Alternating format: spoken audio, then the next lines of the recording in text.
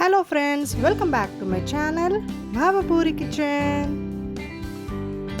మామిడికాయ season start అయిపోయింది. మరి సీజన్ స్టార్ట్ అయిపోయాక మీతో నేను ఏదైనా ఒక మంచి వంటకం షేర్ చేయకపోతానా? సో అందుకే ఇవాళ మన ఈ సీజన్లో ఫస్ట్ వంటకం ఏంటంటే మామిడికాయ పచ్చడి అండి. పుల్లటి మామిడికాయతో పచ్చడి అద్భుతంగా ఉంటుంది. మరి లేట్ చేయకుండా వీడియో స్టార్ట్ చేద్దాము. నేను ఇక్కడ ప్యాన్ పెట్టుకొని ఒక 2 టేబుల్ స్పూన్ ఆయిల్ యాడ్ చేసేసాను. ఆయిల్ హీట్ అవ్వగానే మనం దీంట్లోకి 1 టీ స్పూన్ మెంతుల్ని వేసుకుందాము. అలాగే 1 టీ స్పూన్ ఆవాల్ని వేసుకుందాం. మెంతులు అనేవి మంచిగా వేగాలన్నమాట, ఎర్రగా వేయించుకోవాలి.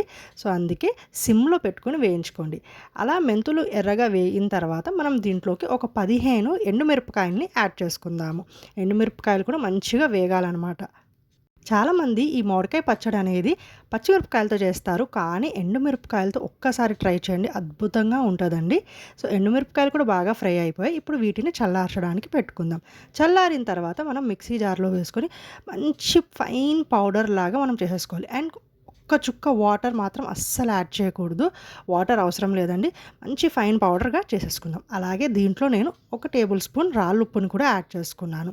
అండ్ ఇక్కడ ఒక పుల్లటి మీడియం సైజ్ మామిడికాయని ఇలా చిన్న చిన్న ముక్కలుగా చేసి పెట్టుకున్నాను. 1 కప్పు మామిడికాయ ముక్కలు మనకు కరెక్ట్గా సరిపోతాయి.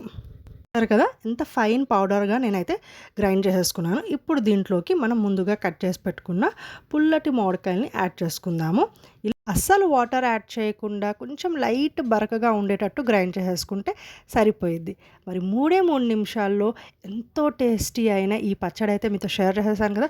మరి ఈ మామిడికాయ సీజన్లో ఫస్ట్ వంటకం అయితే మీతో షేర్ చేశాను. ఎంచక్క పుల్లగా కారంగా ఎంత బాగుంటుందో ఈ పచ్చడి అయితే మాత్రం తప్పకుండా ట్రై చేయండి. ఎలా అనిపించిందో నాకు కామెంట్ చేయండి. అండ్ ఎప్పుడు లాస్ట్లో చెప్పినట్టే please like, share, comment. And కొత్త వాళ్ళు నా ఛానల్ని సబ్స్క్రైబ్ చేసుకోండి. మరొక మంచి వీడియోతో మళ్ళీ వచ్చేస్తాను. అప్పటి వరకు టాటా, బాయ్.